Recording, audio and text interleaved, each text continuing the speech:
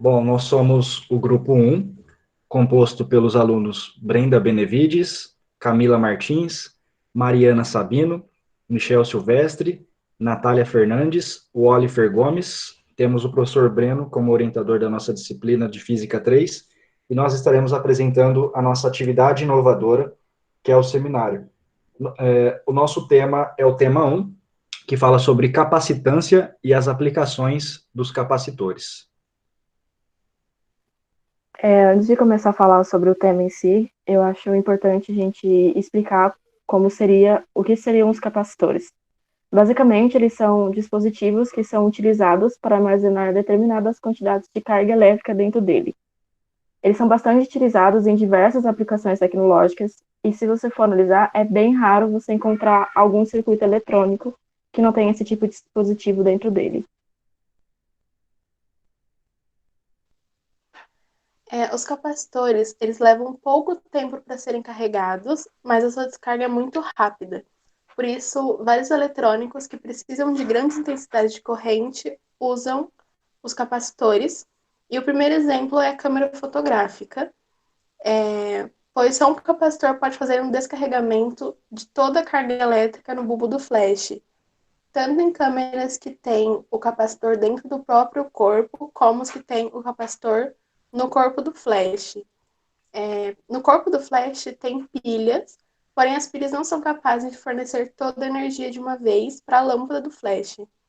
E então, quando aciona o botão de disparo, o flash vai até o capacitor, pega a carga e manda para a lâmpada, que acende e apaga rapidamente. E em seguida pega novamente mais um pouco de carga da pilha e recarrega o capacitor.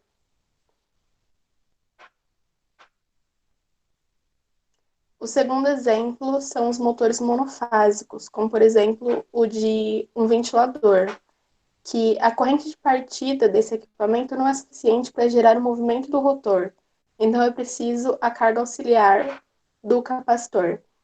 E quando a peça do rotor alcança a velocidade necessária, o capacitor é retirado do circuito por uma chave centrífuga, já que o eixo é capaz de girar sozinho. Quando o circuito é desligado, a chave fecha por uma ação de uma mola, permitindo que o capacitor possa recarregar para atuar no sistema de novo depois de um novo arranque do motor.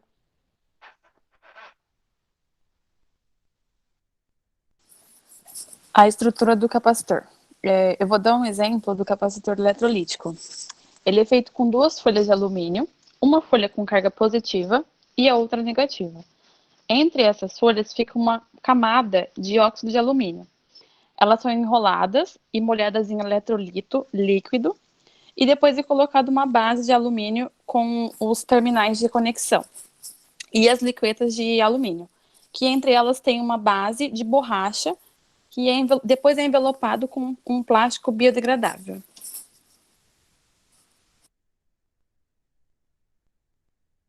Acho também importante falar sobre as vantagens e desvantagens dele. As vantagens seria que, visando a melhor solução, os capacitores eles reduzem as perdas de energia em toda a instalação dele. Os capacitores eles também armazenam energia elétrica sem que haja uma transformação de um tipo de energia em outra. Dessa forma, essa energia ela pode ser disponibilizada de forma instantânea. Pode também ser utilizada em um sistema único de distribuição de energia, economizando os materiais, e faz com que as cargas nos circuitos de alimentação dos equipamentos compensados elas sejam menores. Além das vantagens, também tem as desvantagens, que os capacitores de pequena potência ele tem um custo bem maior do que os capacitores com uma potência maior. E a utilização dos capacitores faz com que haja aumento das tensões direta repetitiva e máxima, que seria o VDRM, e tensões reversas repetitivas e máximas, que é o VRRM, e resultando na necessidade de isolação das válvulas e circuitos. Bom, a estrutura interna do capacitor, ele é constituído de duas placas ou condutores que eles podem receber cargas mais que e menos que. Essas cargas vão vir oriundas de baterias. A capacitância, que é definido pela letra C, ela é definida por essa equação, por essa relação, que é a carga é igual à capacitância vezes a diferença de potencial entre essas placas. Aqui está uma ilustração de como que funcionaria as cargas, né, dessa diferença de potencial entre as placas. Então, nós temos o lado positivo e o lado negativo, e como que vai ser formado essas cargas, né, como que vai ficar sendo esses condutores, e entre eles tem um isolamento, que é um dielétrico, né, que é um elemento que ele não conduz energia elétrica. Aqui nós temos a ilustração de como que funciona um capacitor. Então, nós temos duas placas de área A e temos uma distância entre elas. Então, é exatamente assim que funciona um capacitor. Temos as duas placas, um espaço entre elas, que a gente tem um material dielétrico, ou não, pode ser até pelo ar, e através dessa geometria das placas, a gente vai conseguir calcular essa capacitância. Tá? Então, esse exemplo da direita é um arranjo de capacitor de placas paralelas. E através dessa estrutura das placas paralelas, criou-se a simbologia geral dos capacitores, que são utilizados aí nos diagramas. Então, essa simbologia foi baseada na estrutura do capacitor de placas paralelas. Aqui a gente consegue ver as linhas, né, do campo elétrico, como elas funcionam entre as duas placas, né? Então temos a placa positiva e a placa negativa, e como que essas linhas de campo elétrico funcionam.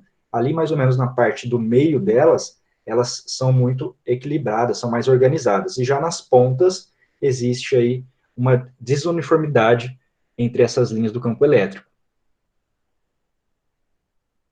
Uma coisa que é importante dizer também é que, por convenção, dizemos que a carga do capacitor é apenas Q, e não a soma entre o mais Q e o menos Q, ou o valor total entre eles, né?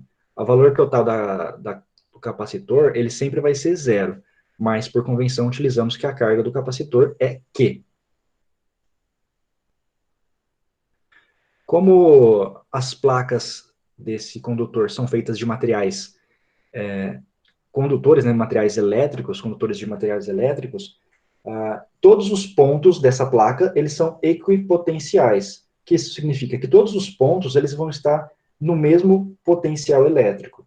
E essa diferença de potencial entre a placa de cima e a placa de baixo, ela vai ser representada pelo símbolo da letra V. Então, a V vai representar a diferença de potencial. Então, na nossa equação, onde o Q é a carga, o C é a capacitância e o V é a diferença de potencial, nós temos que tanto a carga Q como a diferença de potencial V são proporcionais nessa equação. Já a constante C, que vai ser a nossa capacitância, né, do capacitor, ele depende apenas da questão geométrica dos capacitores. Se ele é retangular, se ele é esférico, se ele é oval. Ele não tem nada a ver com a questão das cargas e da diferença de potencial. E a gente chega à conclusão que quanto maior a capacitância, maior a carga necessária para aquele capacitor. A unidade de medida dos capacitores pelo sistema internacional é o Coulomb por volt. Mas como é uma unidade muito requisitada, criou-se uma outra para facilitar, que é a Faraday. Então, a gente tem que um Faraday, ele equivale a um Coulomb por volt. Mas como são grandes, valores muito grandes, e hoje, principalmente na parte eletrônica, se usa valores muito pequenos, dificilmente se usa um Faraday. A gente usa submúltiplos dessa unidade de medida, que seria o microfaraday, o picofaraday, o nanofaraday, são unidades mais convenientes no seu uso. Bom, para a gente carregar um capacitor, nós precisamos ligar ele a alguma fonte de energia, que no caso, nessa ilustração, nós temos uma bateria. Então, a bateria, ela contém uma diferença de potencial, que quando é ligada no capacitor, o capacitor também começa a ter as correntes elétricas, né, passando da bateria para o capacitor, e o capacitor começa a carregar, e começa a aumentar essa diferença de potencial interna. Assim que o capacitor ele fica com a mesma carga, aliás, com a mesma tensão que a bateria e o capacitor ficam equilibrados, né, potencialmente dizendo, já não se tem mais corrente elétrica entre os dois. Quando se tira o capacitor da bateria, o capacitor ele continua com aquela energia que ela já conseguiu armazenar. Por isso que ela armazena, né? A bateria, assim como o capacitor, ele também armazena energia, mas as baterias conseguem armazenar muito mais energia do que um capacitor. Só que as baterias, elas carregam muito mais lentamente e liberam a sua energia muito mais lentamente. Os capacitores fazem esse processo muito mais rápido. Então, essa é uma das características principais dos capacitores. Então, quando se fecha o circuito do diagrama elétrico que é apresentado aqui, os capacitores começam a carregar, e no momento que ele fica exatamente igual à bateria, as mesmas tensões, que é o V, que a gente vê ali, né, a diferença de potencial, esse capacitor já não carrega mais, porque está em equilíbrio com aquela bateria. E para se calcular o valor dessa capacitância, segundo o livro do Halliday, foi criado aí algumas etapas a serem cumpridas que pode facilitar, né, criar um padrão para que todos consigam fazer o mesmo processo.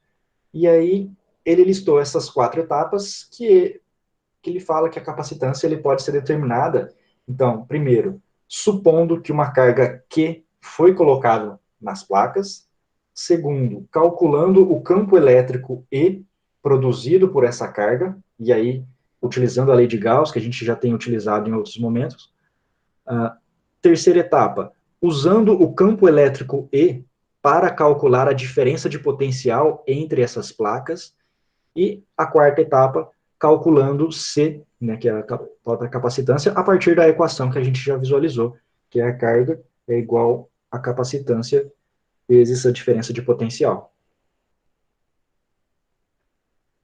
O cálculo da capacitância também a gente vai visualizar que existem padrões diferentes para tipos diferentes de capacitores, muito referentes à sua geometria, né, à sua área, à sua forma geométrica. Então, nós temos vários tipos de capacitores e cada um vai ter uma fórmula um pouco diferente. A gente só vai apresentar as fórmulas aqui para ilustrar como que se conseguiria a capacitância de cada um desses capacitores que são diferentes geometricamente. Então, temos aqui a capacitância a partir de um capacitor de placas paralelas planas da área A, separadas por uma distância D, que já tivemos outros exemplos nos slides anteriores.